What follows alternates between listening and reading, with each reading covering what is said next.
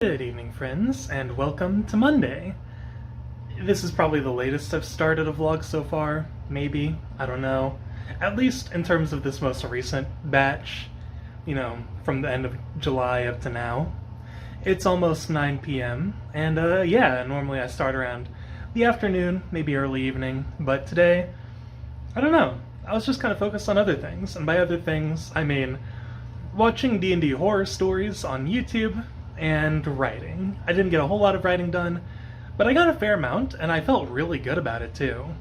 So, something I kind of remembered about writing is this is kind of based on a discussion I had with my mom earlier about kind of how our brains are wired and how we can handle ourselves really well in like an actual emergency, but when it comes to these tiny minuscule things that do not matter, suddenly that's when our amygdala decides to act up and seem like it's the end of the world, and it makes no sense.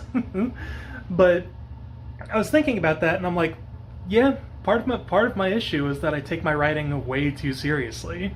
So I wrote without taking it very seriously, and easily busted out like 1,000 words, and it felt great. I'm probably gonna stop for now. I may write more later, but we'll see. I am in the mood to play Metaphor ReFantazio because I finished watching Twigs's video on the development process of the game, and I also started watching other videos about like the game's psychology and stuff like that, and it gave me a new appreciation for the game, so I want to jump back into it and just enjoy it, just enjoy the game, because it's a fantastic game, and I've been wanting to play it more anyway, so yeah, I'll see about jumping in there. But anyway, I have made my second cup of coffee, so let us go ahead and share our first sip of the day together, even though it's almost 9 p.m. Oh yeah, not a bad cup. Yeah, I felt really good about my writing today, and like I said, it wasn't even a whole lot. I think it's just how relaxed I felt writing today. I did initially have that overthinking part. Like, I wrote about 300 words earlier, and then I kept wanting to write more because I wasn't satisfied with the progress I had made, and I kept having that part of my brain saying, don't do it, it's not going to be worth it, blah blah blah, all these things. And then I started realizing it, and I'm like, I'm just taking this way too seriously. I'm just going to do it. I'm just going to write what comes to my mind, and it helps a lot. I feel like a good way to get past, not necessarily writer's block, but just a block in general, is to just write whatever is coming to mind in your story, and don't worry too much about like your wording and stuff. I feel like once you've worked on writing enough, that kind of becomes second nature. But you don't want to edit your book while you're writing. And I know that's very hypocritical considering, just a few weeks ago, that's exactly what I was doing with the Sayada's War. I would write a chapter, and then go through and edit the chapter after I was finished. But no, you don't want to do that. You want to just write.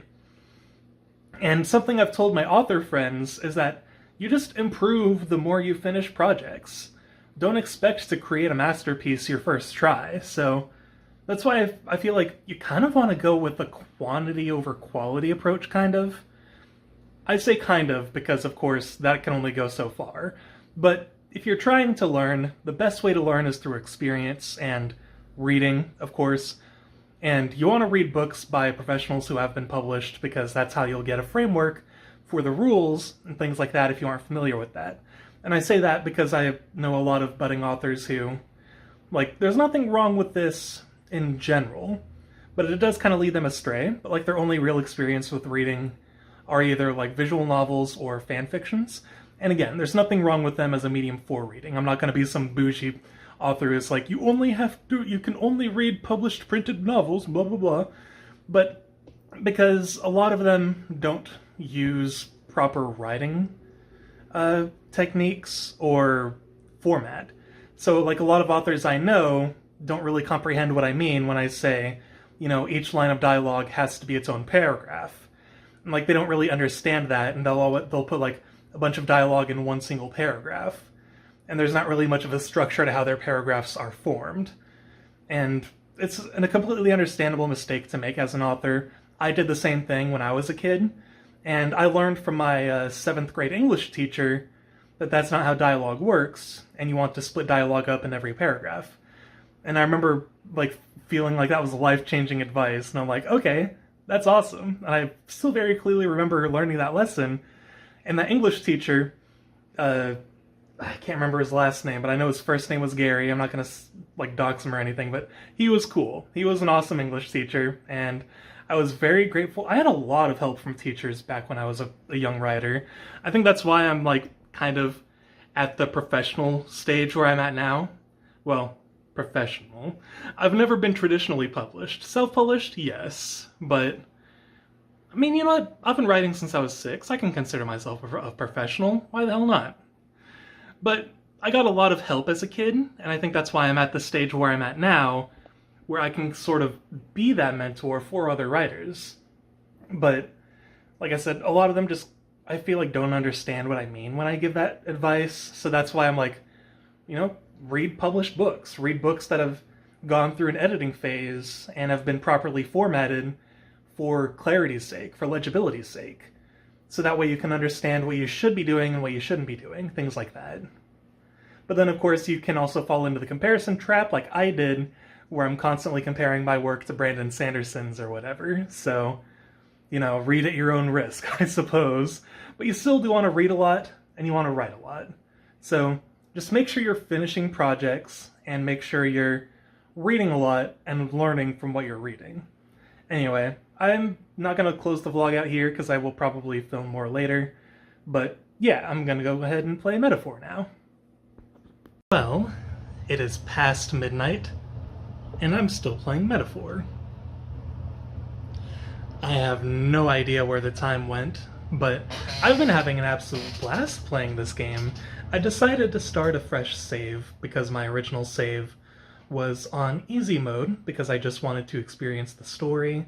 But after watching those videos about the development of Metaphor and the philosophies behind it, I wanted to give the game's proper difficulty another shot. So here I am, and I'm enjoying it. I will probably limit my beginning of the game grinding a little more than I did in my last attempt, because in my easy mode playthrough, I was doing a lot of grinding. I was 14 hours in, reaching the first dungeon, so yeah, a lot of grinding. And while it did make me supremely powerful, it was incredibly tedious, and I know the game is not designed to be that grindy. There are definitely areas where you can grind, and probably should do a little bit of job class grinding, but for the most part, I don't think it's necessary.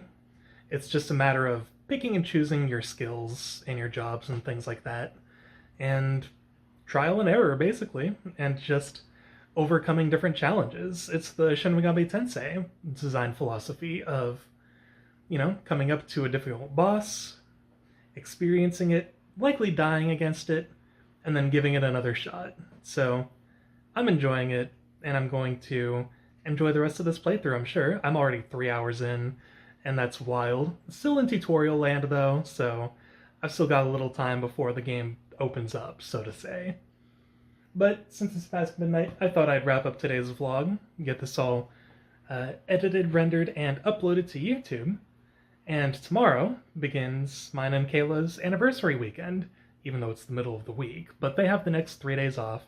So we're just going to enjoy each other's company, eat good food, catch up on The Legend of Vox Machina, and D&D happens to land right on our anniversary, so that'll be fun. But with that, I'll go ahead and wrap things up. Thank you guys so much for watching. You are all wonderful people, and as always, I will see you again tomorrow.